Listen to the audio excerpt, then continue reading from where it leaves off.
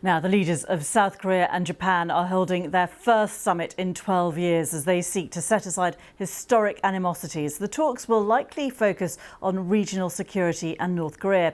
It comes just hours after the North Koreans launched an intercontinental ballistic missile. It landed outside Japan's territorial waters. These pictures from the Japanese Ministry of Defence show the likely tail from that missile. Well, our correspondent Jean Mackenzie has the details from Seoul.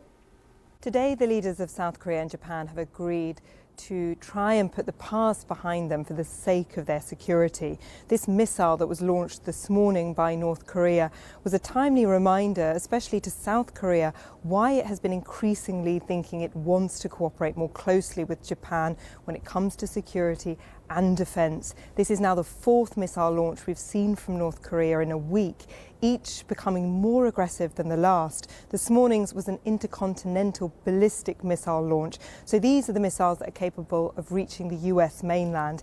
And it shows that North Korea is becoming more of a threat, not only to the United States, but to South Korea and Japan.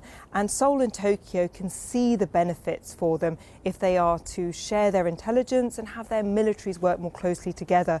So at the press conference that we had earlier, the two leaders said that they are going to restart security talks shortly. Now, this is hugely significant, and it is what the United States has been asking its two main allies in the region to do for a long time.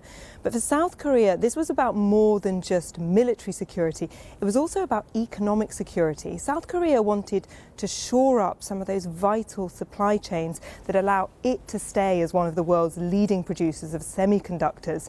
And when things were particularly sour between Japan and South Korea back in 2019, Japan slapped export restrictions on chemicals that South Korea needs to make semiconductors. Getting this sorted out, we knew from the South Korean side, was the main priority today, the one tangible thing that they wanted out of this. And they have succeeded. Japan has agreed to lift those restrictions, and in return, South Korea has agreed to withdraw a complaint it had made to the World Trade Organization. So this is progress here today. But more than anything, this summit was about these two leaders trying to rebuild years of broken trust. And they have made progress here as well, because they have agreed that they will meet more frequently now going forward in each other's countries. Now, this is really just a return to the sort of regular diplomacy we would expect for two countries that are neighbours and that are so closely aligned on so many issues. But for these two countries, it was a big step for them to make.